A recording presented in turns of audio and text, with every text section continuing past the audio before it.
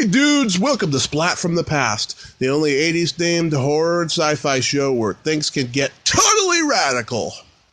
Now today, I will be welcoming a man who is a jack of all trades in show business.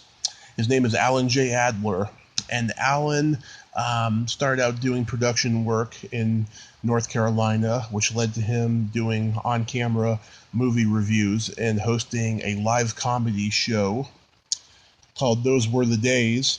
And then he moved to Los Angeles. He was in the Groundlings, and he wrote a lot of the early Charlie Band movies, including my personal favorite, The Alchemist, which there's nothing written about it on the internet. And I interviewed Tony Abitamarco a few months ago to talk about his part in that, and I want to find out more about The Alchemist if he's got it. He also co-wrote The Concrete Jungle, which another guest of mine, Tom DeSimone, directed. And he also wrote for BraveStar and the Real Ghostbusters cartoons. And he is the founder of the Museum of Mom and Pop Culture in Los Angeles. I'm going to talk to him about all that stuff. That's quite a life he's had. And it's going to be an interesting conversation, I think. So, here is my interview with Alan J. Adler.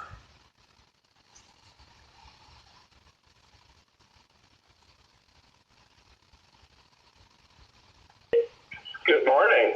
Good morning, Alan. Welcome to the show. How are you? Yeah, nice to meet you. Yes. Thanks so much for the interest. It's very kind of you. Oh, absolutely. What a crazy time we're in right now, huh? Well, I have been an apocalyptic.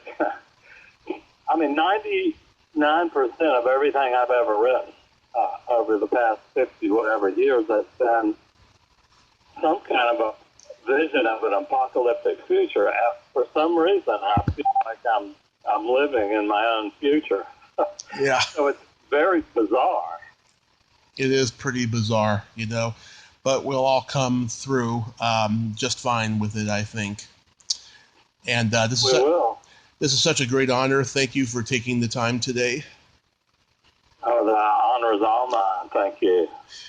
So, going back in time, did you gravitate toward performing in show business early on?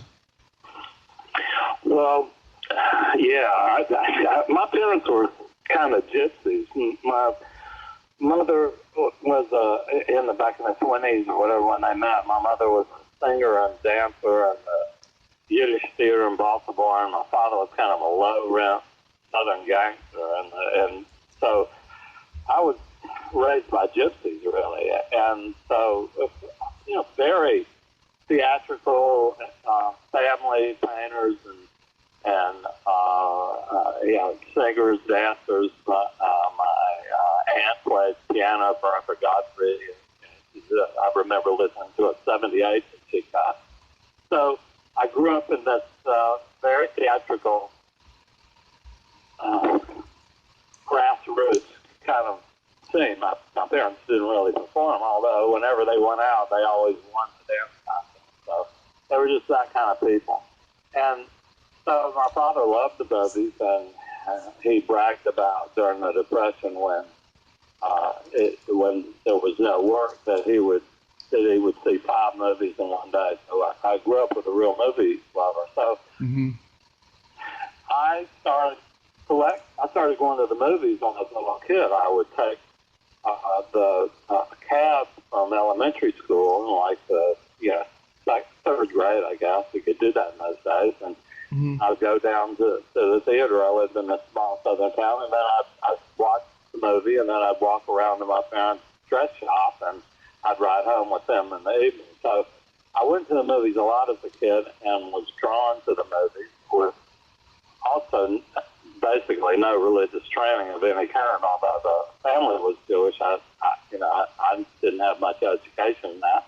I was bar mitzvahed later, but I'm talking about in the old days in Ashburn, I was the only Jewish boy in the whole town. And so I had no religious training either. So I found that in the monster movies. The good versus evil of those monster movies really, captured me. So I all of that was like a perfect storm, and I would say I went pro when I was about 9 years old. Started collecting movie posters. So I started collecting 1950s science fiction and horror movie posters in 1957. So I've been on that wave all my life and have always loved fantastic and speculative fiction. Yeah, you gravitated toward the horror and the sci-fi posters the most when you were a kid? Yeah, because I remember looking at a Western poster and saying, I get it, but look at that monster over there. Oh my God, it was bigger than life. It was mythological. I mean, I've always felt that violent. I always felt that as an older man with some view of the past, I realized it was like a church to me. You sit in the audience, you look up, to the stage, and there were stories of good versus evil portrayed there. And so when I eventually came to Hollywood in 1978, after I saw Star Wars, I just flipped out. I still lived in North Carolina then. I quit. I had 3 jobs at the time, and I went to California. It was like going to Mecca. It was a religious pilgrimage as much as I want to go make monster movies, but that's what I wanted to do. Mm-hmm. Did you attend college to study film or theater or anything? That I did. I was started out in business and just did I made 31 on the test. That was not me. So I went into English, and back in those days they said, if you're going to be an English major, you'll never be able to do anything but teach English. That's all it was. That was just a dead end.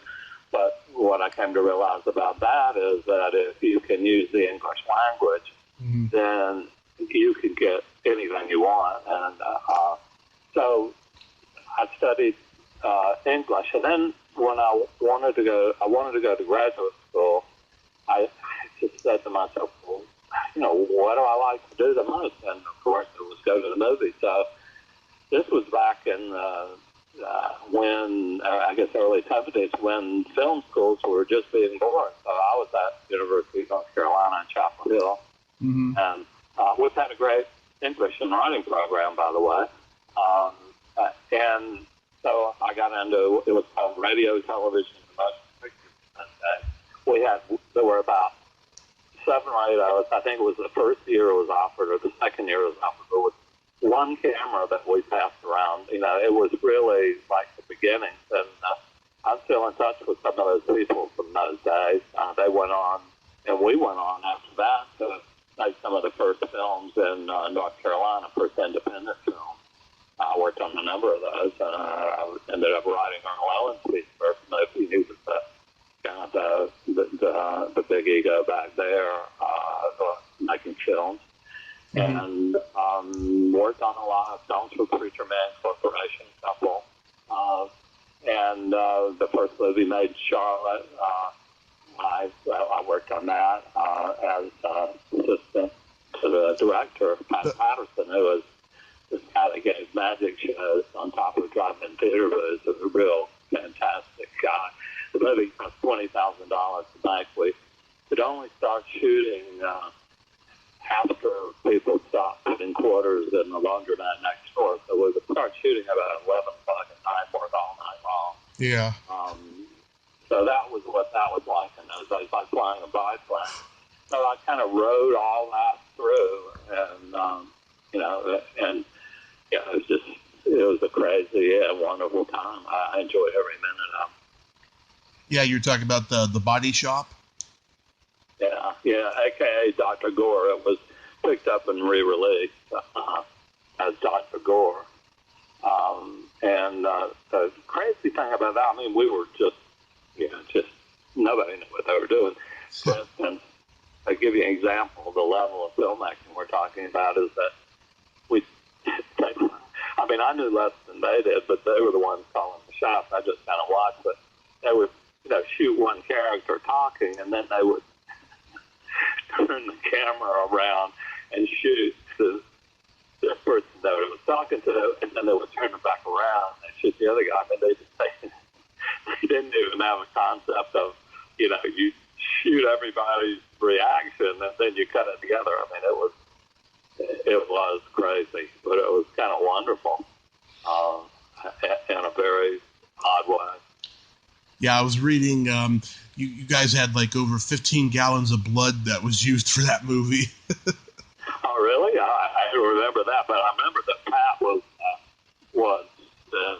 man, he knew Herschel Gordon Lewis, I think, and Yeah. Pat was a magician and an inventor and all that as well. And he loved to talk about his blood formula. He said it was the best blood formula in the business. He was making money with that, and it was a big thing. And my first job on the set was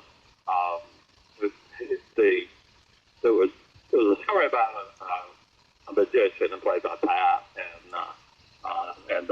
his wife died, and so he killed a lot of different women and kind of glued or stitched them together to make the woman of his dreams, or Yeah. like that. So there were lots of operations on girls who would make bars and stuff like that. And so my job, I'll never forget that, is that the tool trade that when they mad doctors operate on people, it was a little plastic turtle ball. I don't know if you remember those little turtle things where it was clear plastic. It was kind of the shape of a kidney, and there would be a little slot to put a little green plastic palm tree in. It was a toy at the time, but that was the operating dish. So the tools would be put in there, and so one of my jobs was to sort that out, and also to staple chicken parts onto like a mannequin arm. So you'd have like a mannequin arm, and then you'd have this flesh stapled to it, and then spray or anoint this prop with patented blood formula. And there was a guy that started with me at the same time. He was in high school. I was, I think, still in college when we worked on this. And his name was Worth Keeter, and Worth went on to direct like 27 movies for Patterson, named for Alan J, who was, like I said, the big game in town at that time. And also Worth went on to do like Power Rangers and things like that. So, it was the two Carolina kids got started on that particular movie, but everybody else in that crowd also went on to work in films, and some in Hollywood, many in Hollywood. So even from the small little beginnings, there were friends I made that I've worked with and known all my life since then. And then we're talking about nearly 50 years or 45 years ago. I don't know. Mm-hmm. And then you worked on Hot Summer in Barefoot County. Oh, yeah. I was the assistant director on that. For that film, it was the first time that I was aware of, well, let's put it this way. Alviola was like a real director. That's kind of what they said about it in those days. And he came from California, and he had a Mercedes. I don't know if I'd seen one before. I mean, this guy was like visiting dignitary. And also the DP was like a real guy from California who was like shot films like Teenagers from Outer Space. Mm-hmm. And so these guys show up from Hollywood to make this film. So, I was their interface with everything else. I was AD, so that was a really great learning experience for me. And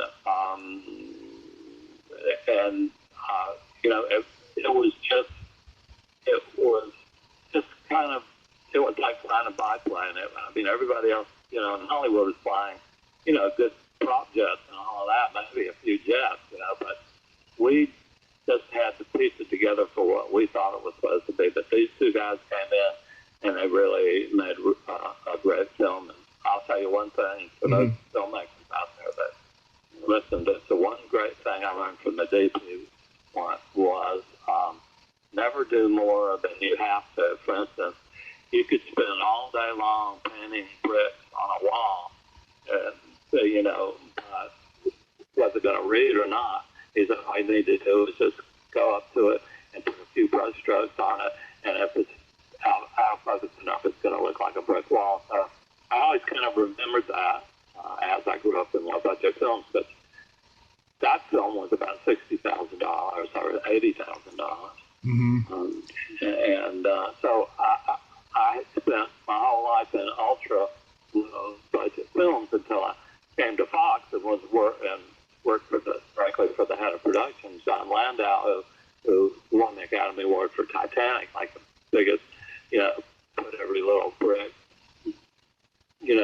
notch in there. And I remember running into John in the office in the executive building at Fox one day and talking about a budget thing. He said, never talk to me about money, just do it, make it right. So I spent half of my life making movies for pennies, and after that, as much money as I could possibly spend to make it as great as it could be. And that's the difference in a nutshell between Hot Summer in Barefoot County and Titanic. And then you wrote a movie called Challenge. What's the genesis behind that movie? Well, a guy in Charlotte who was a photographer, and I had written I wrote the screenplay called "I Was an Invisible Sex Maniac from Outer Space," and it was really funny. That's all I got to say. It was hilarious, and I submitted it for my master's thesis. I later did another one, but I submitted it at Chapel Hill, and they said, we really like this, but we don't think we could give you a master's degree for this movie. I mean, it was really crazy. It's about a guy that is orbiting Earth and to send back transmissions and television shows and stuff to his planet. And he sees so many people in love, and he shows that he wants to come to Earth. So he deserts his orbit, comes to Earth, and looks for true love, and his rocket ship lands on Peggy Sue Finkelstein's farm, the father's farm. So it's like Hot Summer in Barefoot County is a science fiction movie. So they got lots of heat back there, people generating all this. And Harry Joyner was the guy, and we would just sit there and laugh at this thing I wrote, in his office, and I'd read it to him. And so anyway, we get this phone call from Earl Owensby, and Earl Owensby was a self-made man. He had polio or something, but he was a little kid, and so he overachieved after that. So he made himself a car that that was operated by pedals. So his car, he drove it. And he was a rich guy. I made a bunch of money in Rhode Island or something. So we get a call from Cousin Earl, and he said, "Come on down, let's make a movie." Because Harry Joyner and I think, were the only people that were trying to make a movie at the time. And it's probably a good thing that Sex Maniac didn't get made, because I probably would have been run out of town on a rail. But so be it. We were co-opted to work on Challenge. And Earl Owens, this was Earl's first movie, and he must have made 40 films or something. Supposedly, because he was real hairy, they loved him in the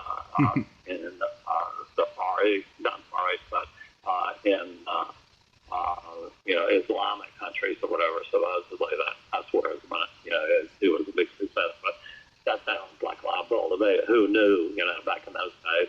But at any rate, he was such a bad actor that he had to have his throat slit in the opening sequence of the movie so that he wouldn't have to talk or deliver any dialogue. So anyway, I wrote the script for him, and he hated it, of course, and stiffed me for half the money and all that. But that was the first, one of the first independent films made back there, and that was the Earl Owensby story. or part of it anyway, as much as no. But I can talk about Earl for a while too, as that of interest. But that was the main bit of it. He called us to come on in. We went down there and we made a movie. Wow. Never fails with independent film, does it? It's quite a world. I really think about all the productions that have had to stop now because of the virus and this and that. I think about all the hugs and kisses between people that have been lost and all this, and who knows what the end of it's always going to be. But I think it will straighten itself out. But that was back in the day where people were just rubbing shoulders and right in each other's faces, and that's the way it was making an independent film. You just had to figure out how to do it. Right. There was no internet and very few books about film back then.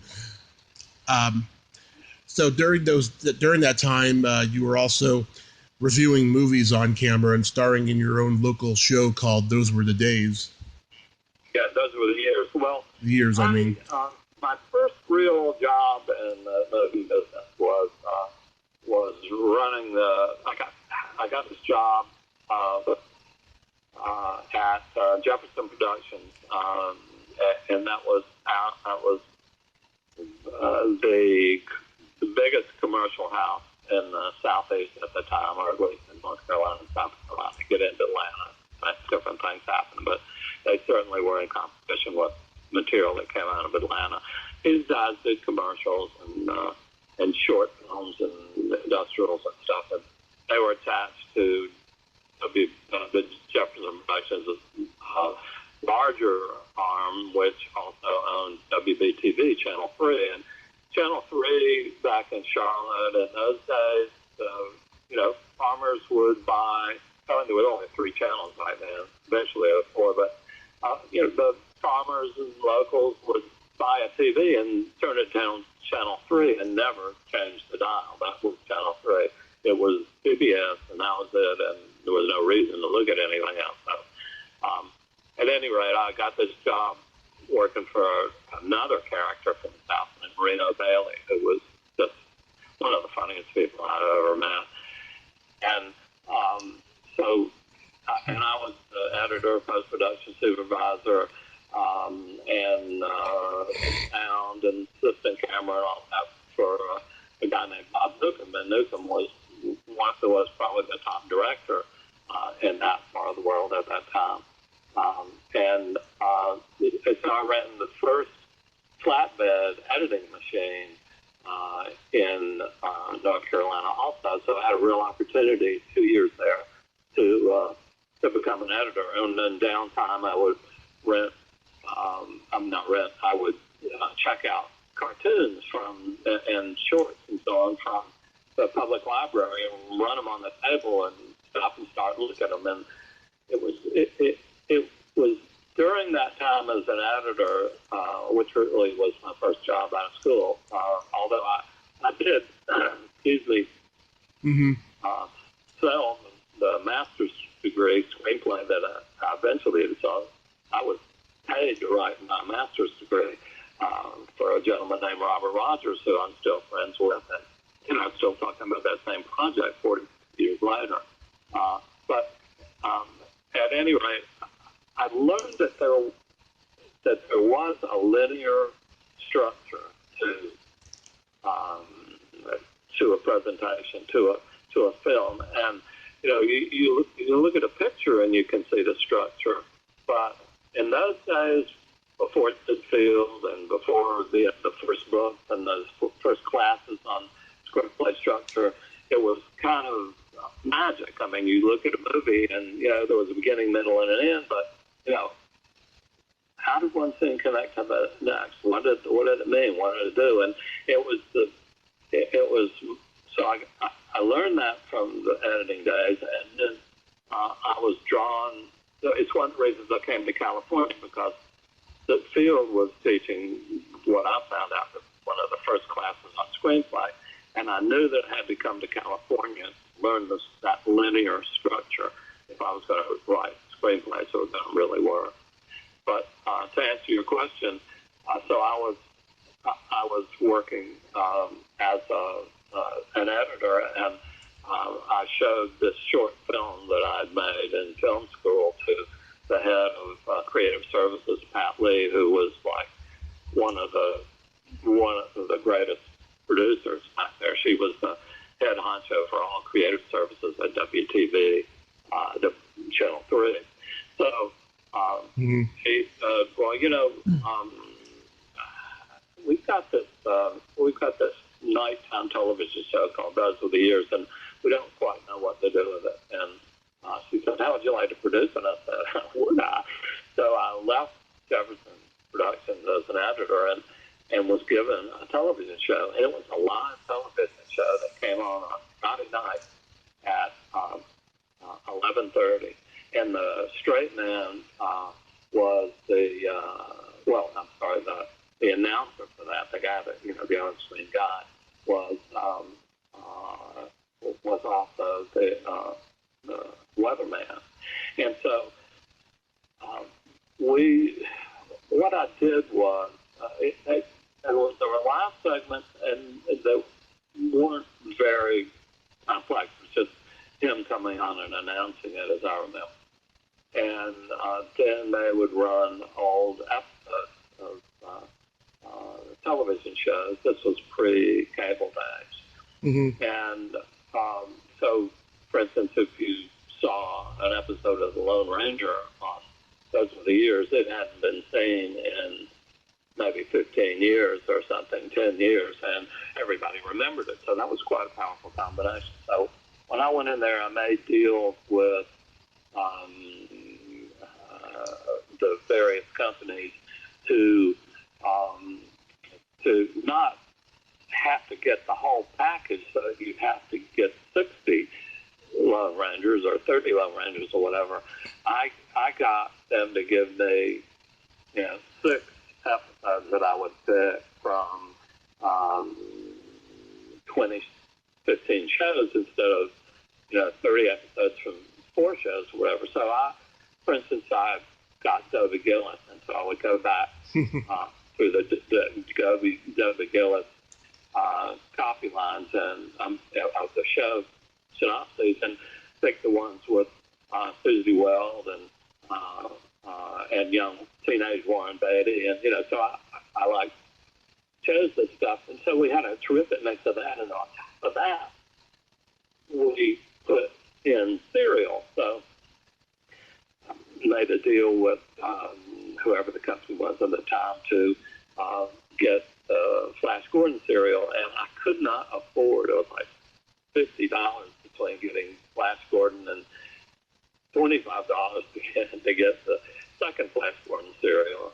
And so all I could afford was the second one, but I really wanted to start first. And by mistake, they sent me the first one. So I was able to start all of the 3 serials. So each week then we would have like a Dobie Gillis, a Lone Ranger, and Sergeant Bilko.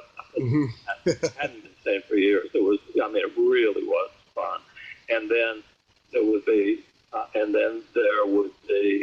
a serial chapter from Flash Gordon, and then I started finding people that I find like a bad magician and have them on the air. So we started bringing talent on in the live, and then I started writing bits, and I was very cocky in those days, and we just go in there at 6 o'clock before I was going live at 11:30 and just sit down. It was all quiet. Everybody was going. I would write a bit and find props and stuff in the prop department and all that. I'd give the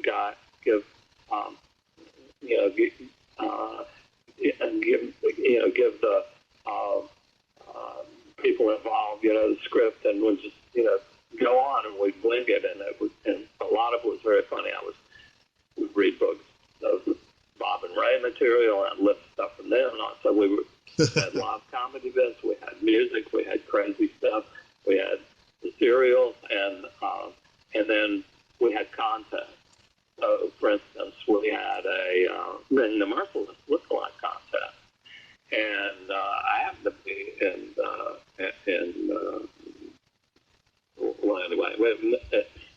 I happened to be in the National Guard, and one of my best buddies was traveling cheese salesman. So I said,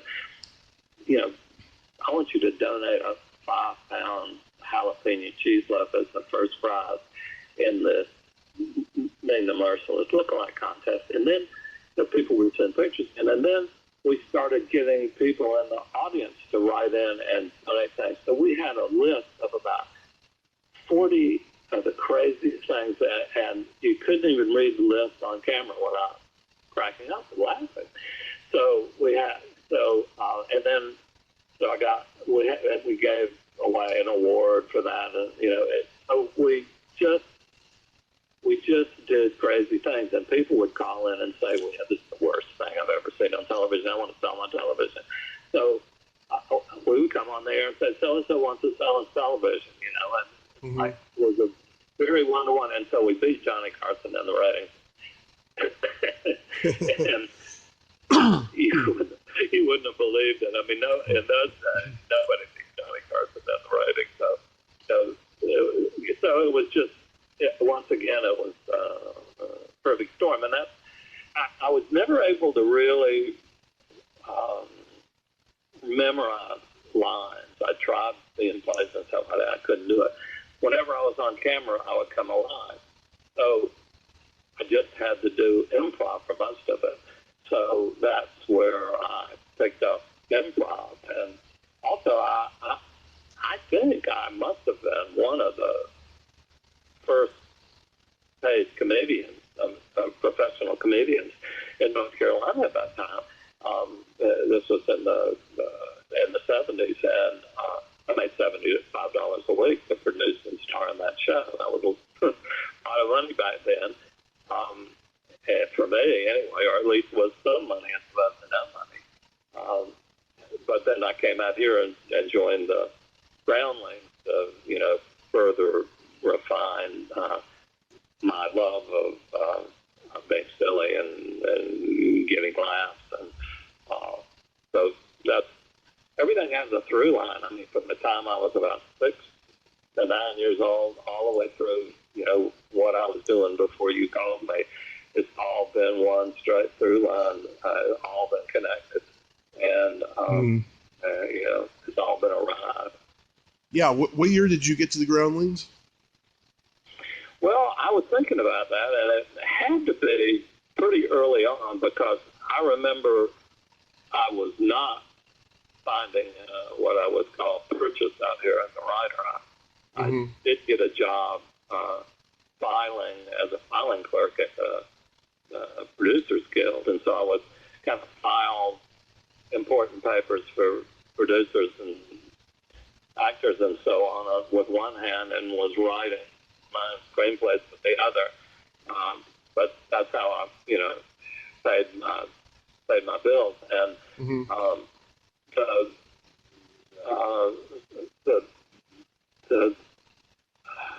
lost my train of thought. Ask me that question again.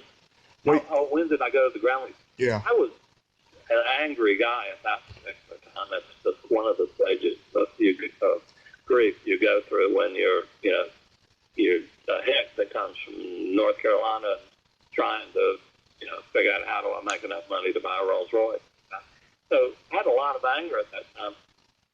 So what I found as my release was the Groundlings. I went to see the Groundlings one night. A friend took me there very early on in my, so it could have been late 70s, maybe very early 80s, probably late 70s because Charlotte was in 77 and I came out here after that.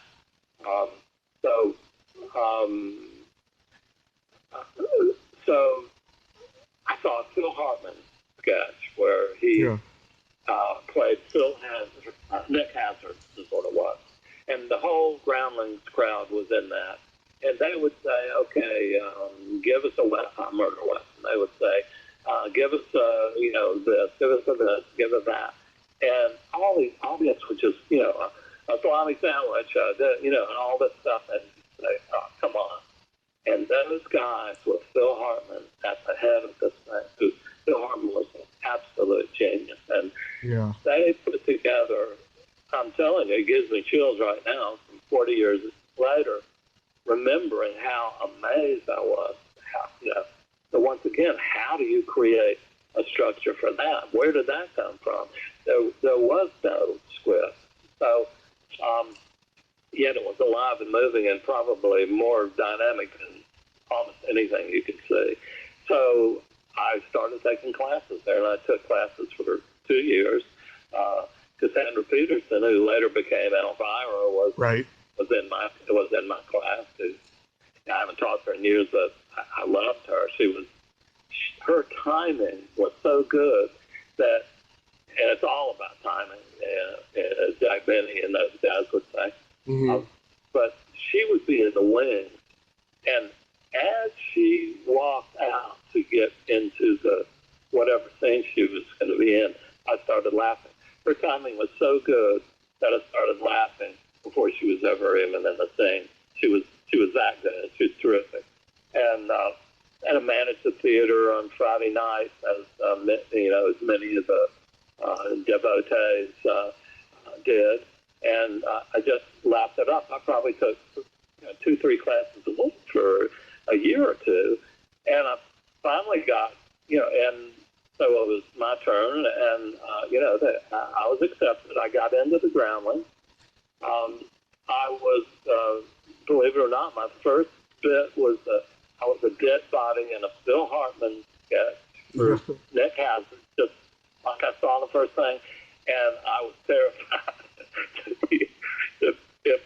If I had to say anything, I would have not known what to do. I mean, I would come alive in front of the camera, but on a stage, I was funny in the class exercises and so on, but an audience scared me. So I left the Groundlings after one performance and went into yoga, which was, and then started writing again. So what the Groundlings provided me was an opportunity to vent all my anger and frustration into laughter. And, that actually, the laughing breath is actually one of the great yoga pranayama breathing techniques where you just sit there and laugh. So that's how I got through those couple of years. And then when I went to, I took a couple of teachers training classes in Iyengar yoga, and that calmed me down, and that took care of me, and I was able to write. So then I started writing things, and Parasite I wrote for Patty Townsend, who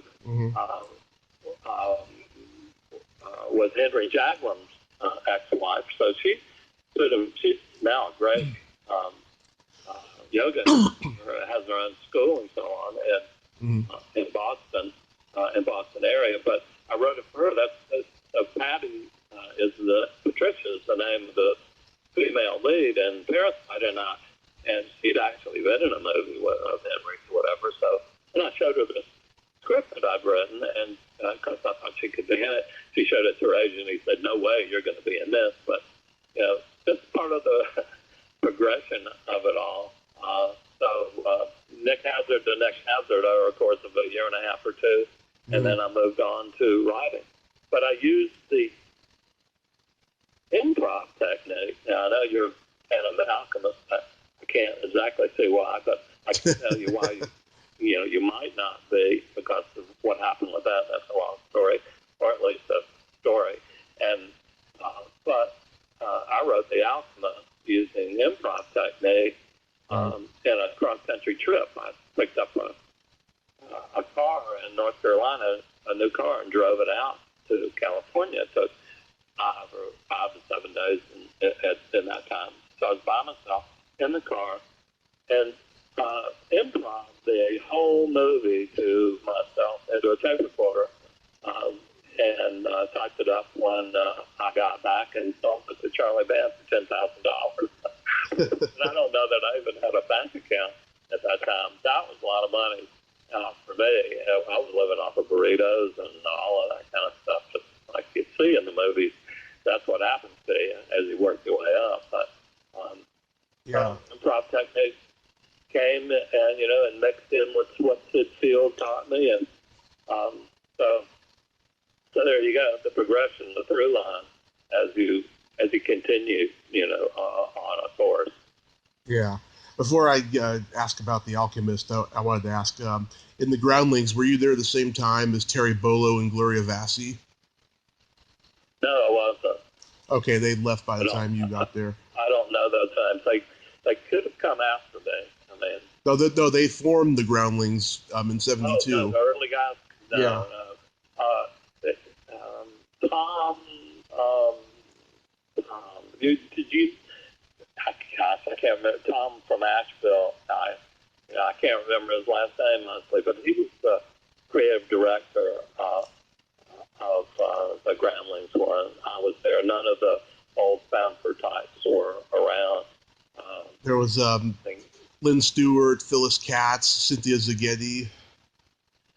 I think I probably met Phyllis Katz, but I came after that wave.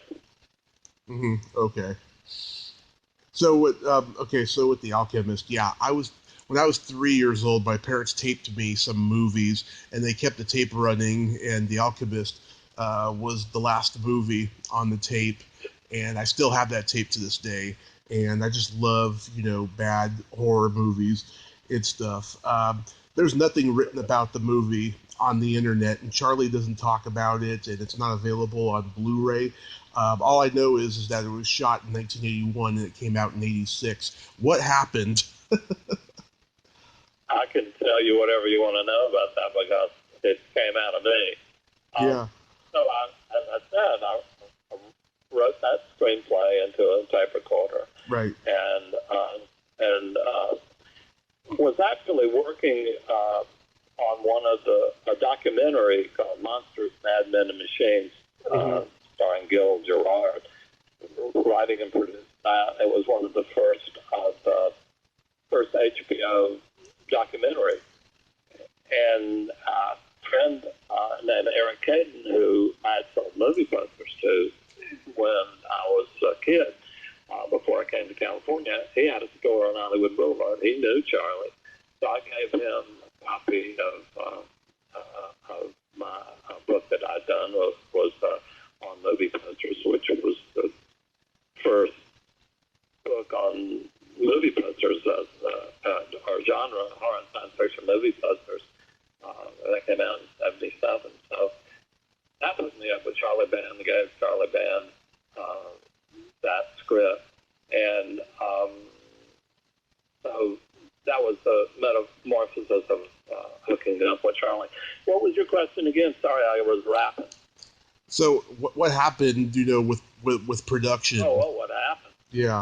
Okay, so I had the script, gave it to Charlie, and we set a production office in it, and so I went to work on that after I left the HBO project, and Charlie hadn't done much directing at the time. I think he had done some very kind of sketchy things, but I don't think he really sold himself as a director at that time. So there was some young director that he wanted to bring in to direct Alchemist. And I got to say, The Alchemist was a great script, and I just read it yesterday because I couldn't really remember it from all that time ago. I don't remember what happened in the movie. Got some video of it here. It was released theatrically, in '82, but it didn't get released any other way. So anyway, Charlie had this money to make this movie, and he hired this young director who'd never done anything. Mm-hmm. So I'm working with this guy, and this guy starts changing the script all around. I go to Charlie. I said, Charlie, look, it's set in the mountains, and he's changing it to the desert and this and that. He's turned all around, and Charlie said, don't worry about it. It just shows that he has interest in it, that he's committed to the project. I said, Charlie, the guy's screwing this thing up. Charlie said, don't worry about it. And so, make that long story short, first day of a very tight, very low budget, $200,000, maybe $250,000 3-week shoot, 21 days, whatever. The director is fired before lunch because the guy was not capable of doing a movie, nor was he capable of rewriting the script, which was really not bad. You know, it wasn't in any great shape, but it made sense. And so we were, for those people that are listening, a board is created when a script is broken down, and you might be shooting the last scene the second day of production, just depending on what locations you had, where you were, and how it worked, how it was boarded out. Well, so this guy's rewrite of my script was all boarded out. There was no time to even reboard anything or rewrite the script. So I had to rewrite the screenplay back to my original, as close to my original as possible, but out of sequence for what the board, how the board was laid out. At that particular time, I was probably got 20 hours a day. I would be rewriting the next day's material out of sequence, trying to piece the story back together from what it was, in the car riding to the set with Charlie. And so it was somewhat nightmarish. And, you know, my apologies for how bad the movie is to everybody, and I can't believe that anybody really likes it at all. But, you know, but to be honest, it was like someone taking a jigsaw puzzle and throwing it up in the air, and you get a handful of the parts each day to try to make it fit the big picture, and you're not really sure what the big picture is going to look like. So that was a real challenge to my organizational sensibility. But for the parts of the film that actually came together, my one favorite memory of being on the set of that picture was about 2 o'clock at night, the shooting one of the night scenes, and there was a big confrontation between Delgado and all the major characters are out there, and it was a big moment where Anna gets stabbed, and so I'm sitting there, and there's smoke. It's the middle of the night. There's all these people out there, and I realized to myself that this was something that was in my head, and I'm sitting there watching what had been in my head projected into real life, and it was kind of a magic moment, and it was just wonderful, for all the hard work and struggling burritos I lived off of, and all of that to get far enough to see a piece of myself in reality like that projected from my mind. That was great. That was my first movie in California, and the first of several movies that I worked on with Charlie Band and helped develop. And so that was the beginning of actually getting to make some movies. But boy, that was a nightmare. Piece it all together. And that's why it doesn't make sense very much. So there you go. Tell me why you like it. That's the big story. What was it about? Even at 3 years old, I mean, what could you have possibly liked about that movie? Well, back then it was just the special effects that were bad that I liked. But now that I'm older, I just I like Lucinda Dooling's performance and Robert Ginty's performance. I think they had really good chemistry on screen, and I just like that whole witchcraft theme. Mm-hmm. Well, it's really a werewolf story. I don't know whether that's even you can glean that from it, but it is a werewolf story. I liked where when I looked at the trailer, I tried to find the movie on Google on YouTube. I amazingly couldn't find it, but I did find the trailer. Watched the trailer, and I remember that scene where Delgado is grabbing for Lucinda Dooling, and the door closes to the other world, and he's cut in half. and then this half of the body drops and then fits again like stapled to the mannequin body. You know, it's like laugh at that. But that was a funny moment. I'd forgotten that actually. You know. Yeah, I talked to Tony Abitamarco, who played a demon in the movie. He only remembered. Oh my. He only remembered, stuff that he did, and that was that. And then and before that, I talked to Richard Band. I think it's the best music he's ever written for a movie. That was terrific.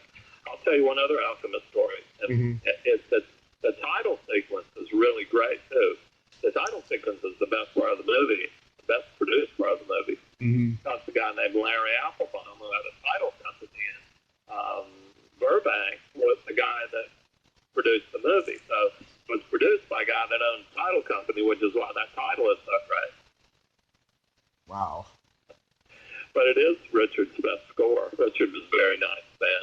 I liked him a lot. He's a very nice man, yeah. And I told him, it reminds me of Little House on the Prairie. And he told me, yeah, he was watching that show a lot in those days. And Metal Storm was a good score, too. I liked his score for that. Yeah, you wrote Metal Storm and Parasite for Charlie after The Alchemist. Parasite, of course, was Demi Moore's first movie. First starring role. I think she had been in a bit thing, and she'd been on television, but, for sure it was her first starring role. And I was sitting in Charlie's office, and or outside his office. We were going to have we were doing casting for Parasite, and so it comes this beautiful, she must have been about 18, 19, 20, I don't know, she was young, this beautiful girl, and it's Debbie Moore, and she sits down, we start talking, and she was sitting beneath a one sheet for a movie called, I think it was I Stood on Your Grave. Yeah. It was this, naked back with claw marks on it or something of this girl. And she said, that's me. I was the model for that. Whether that's true or not, that's what she told me. But I talked to her for 5 minutes, and I was totally electrified. She had this raspy voice that she lost, but, she really was a beauty. And so, I go into Charlie's office. I said, wait a minute, I got to go talk to Charlie. And so I knock on the door, and I go in there, and I say, Charlie, we got the girl. She's fantastic. And he said, okay, let's see her. Brought her in. I think I did a reading with her, and she was like, giving her lines and, slamming her hands against the door. And, she was just terrific. And walked out, and Charlie said, that's her. So that was, she was cast in a matter of minutes. There was no back and forth about it at all. She walked in and just breezed right in that part. I think it was fantastic. Yeah. She didn't have much to do in the movie, I'm sorry to say, but she was great. She was great. Mm-hmm. And then you also wrote the Concrete Jungle. I had Tom DeSimone on the show recently, and he told me how he replaced another director on that.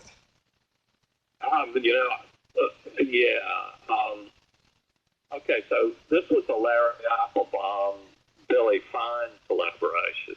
Mm-hmm. So, let's see, they wanted me to write a woman's prison movie. So I go down to Mexico and I lock myself in a motel room and pretend like I'm in prison. So I write this thing, and I got very sick down there. I came back. It took me a while to get better, but after that, I had this script, and so they were happy with that. They brought in a guy named Ted Nicolau, who was I think he was an editor, might have been an editor on The Alchemist or something. I don't know, but a real gentleman and a good writer, and he and I sat down. Larry Applebaum locked the two of us into, and he was the director supposedly, and he probably would have done a better job than anybody. But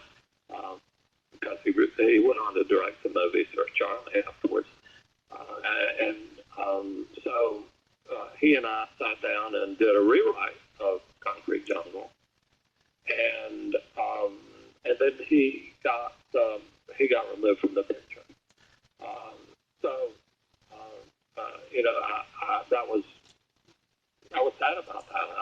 I liked Ted and I looked forward to working with him. But the thing about that is, I never even met Tom D. Simone. I never even had time to go to the set of that film because Parasite was being produced at the same time, and I was out in Peru about an hour and a half or so from L.A., north of L.A., in this little decaying town that even before we started working there, it looked like it was, you know, from the apocalypse after the bomb had dropped. So that was a case of a movie that was they had two movies being made at one time, so yeah, I could do nothing on it. So I really, once I wrote that original script and worked with Ted and had to go on to do Parasite, I had no contact with the production of Concrete Jungle or even any of the people involved, except Louisa Moritz, who was a character actor, and I can't remember whether she finally made it into it or not, but Billy Fine wanted me to, Billy Fine was a real character, and he wanted me to write a part for his wife, Louisa Moritz, who was kind of, I think she might have been a Mexican actress, and maybe a Spanish actress, and wanted her to be in it, so I went and spent the afternoon with Louisa Moritz, kind of like a poor man's Chara. Yeah. I wrote this part for her, and I don't remember was she in the final movie? Do you know that or not? Anyway, I can't remember. She and Billy had a fight, and so he kicked his wife off the movie. So that was just kind of a bizarre twist of thing. And later in life, I thought, well, that's really fine. I was happy not to ever hear from him again. And then I wrote a comedy book with a number of people, kind of an improv comedy book about. And Billy Fine got a hold of it and read it. So I was fun never read, and so I get a call out of the blue years later from Billy Fine saying, I'm head of production for Sam Arkoff now, and we want you to do a woman's prison comedy. All Billy Fine ever wanted to do was women's prison movies, a comedy, a bit of that, whatever. So this was my one great moment with Sam Arkoff because I cut my teeth on those double features that AIP put out. So meeting Sam Arkoff was like meeting a god for me.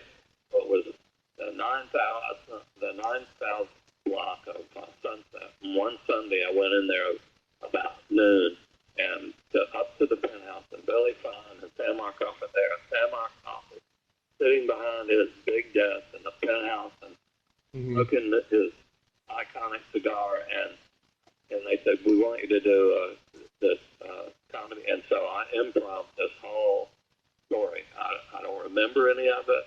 I never wrote any of it down. It was like improv the whole movie for them, and those guys laughed all the way through it. It took hours. I had a deal.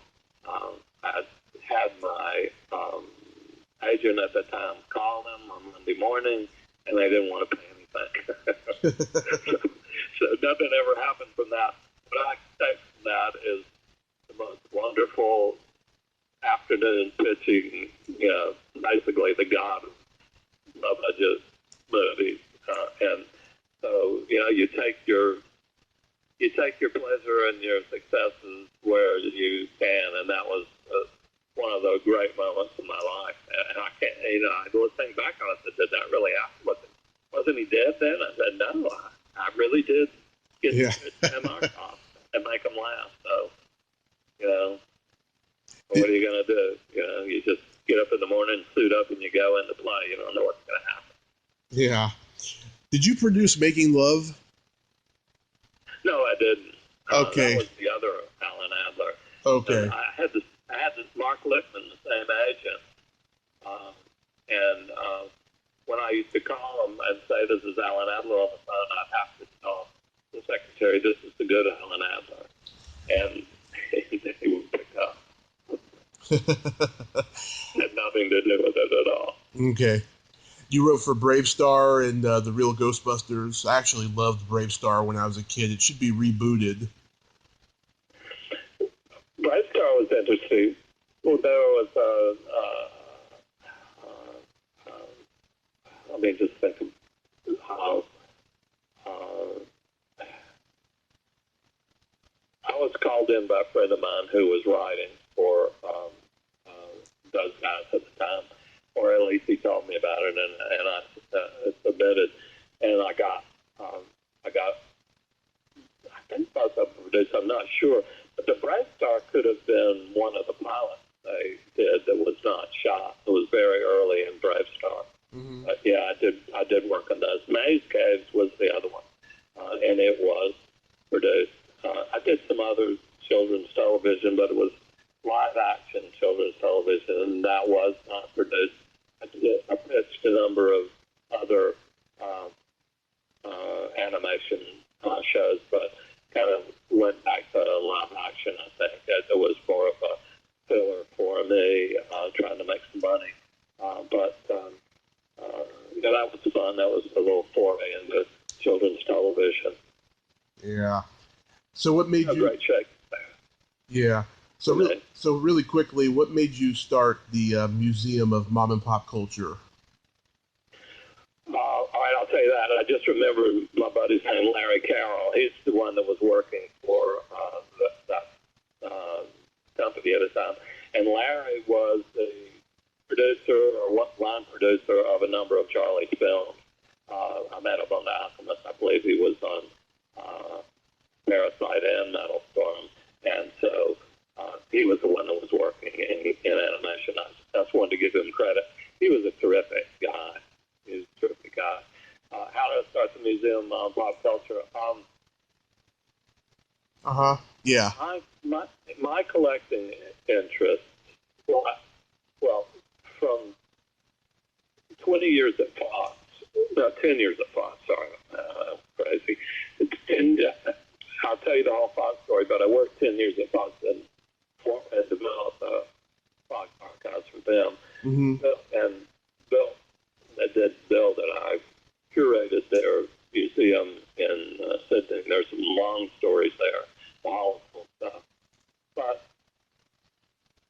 I've been a collector all my life of about 40 different things, so I have a lot of warehouse of all toys and stuff. I used to take cross-country trip with boxes of movie posters and go on blue highways and stop at every junk shop and trade movie posters for old toys before people kind of started collecting toys. So I would play with toys for hours and photograph them and set up scenes for movies with them on. That's a whole long through line. But from collecting about 40 different things to collecting for 20th Century Fox and working on the museum and developing that, and working in merchandising for them. My team headed the harvest of props, wardrobe, and everything from Titanic. And so that, the whole Peterman offering came through archives and licensing and merchandising and production and taking assets and making more for the studio. And so when I left 20th Century Fox, I had all this stuff.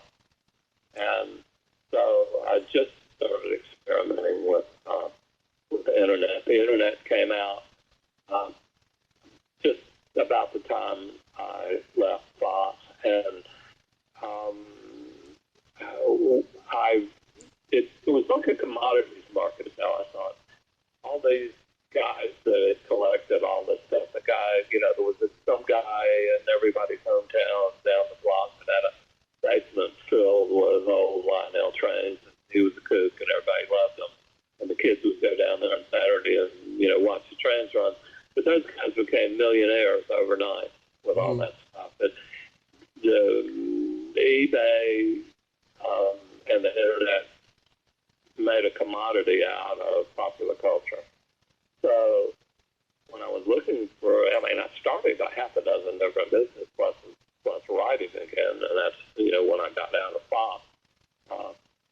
But I started the Museum of Modern Pop Culture as a way to sell things for other people and sell my own collection to make money. And I love, selling toys that I bought for 99 cents in Little Tokyo, for $300 on the internet, somebody in Japan, and being paid within 10 minutes.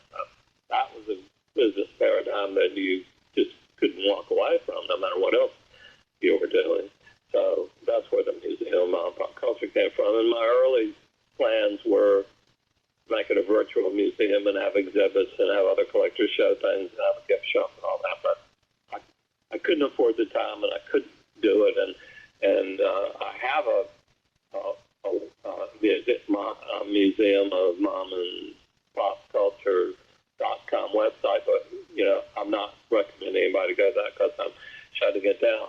Where I would recommend anyone that listens to this want to make contact with me and talk about things and sell or trade or buy it. You go to the Facebook page for Museum of Mom and Pop Culture, no Z on the front, and just send me a message. That's where I'm going to start building that out. The website thing just didn't work for me. It was too much work, but I think Facebook site is going to be great. So anybody that wants to connect with me after this, it's on Facebook. Don't go to the other thing. It's going to be closed. Yeah, well, after quarantine ends, I'll come check out the museum because I'm very interested in memorabilia and all that. It's still virtual. It's still virtual. Everything is on the internet. I sold Daryl Zanuck. What's left of Daryl Zanuck's collection for his daughter. I've sold some amazing things. Right now I'm selling screenplays for one of the great, a friend that has one of the biggest screenplay collections. A guy just put us on a Dracula continuity script up on eBay. So I have like 1,500 auctions running all the time on the Museum of Mom and Pop Culture on eBay. And if you want to search for that, then it's Museum of Mom and Pop Culture, but it's all one word. So you search for seller. Okay. That's my commercial. Yeah, I buy posters. Wants to reach me. Yeah, I buy posters off eBay, so I'll definitely check it out on there and stuff. But thank you so much, Alan. This was a lot of fun and very insightful. I'm glad I got some closure on The Alchemist because I love that movie so much. You gave me some closure on it, too, why anybody might like it. That's as it is. I look forward to seeing it again if it ever surfaces on any of the venues. And yeah, occasionally it hits YouTube, occasionally. I'm surprised it's not on YouTube. I'm shocked it's not, but I guess it's just one of those scarce to find films. It is and stuff. Maybe someday when I have my foot in the door, I'll be able to revive it somehow, and I'll get you involved in everything. But yeah, you have yourself a great day, Alan. Okay. Enjoy. Bye-bye. Stay safe. Bye. You too. Well, there you have it. Alan J Adler. Ain't he a cool dude?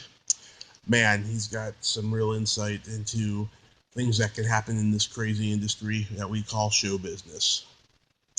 If you like this video, everyone, please subscribe to my YouTube channel, add me as a friend on Facebook, join my Tommy Kovac comedian page on Facebook, follow me on Twitter and Instagram, and all that fun stuff. Well, that's all the time we have this week on Splat from the Past.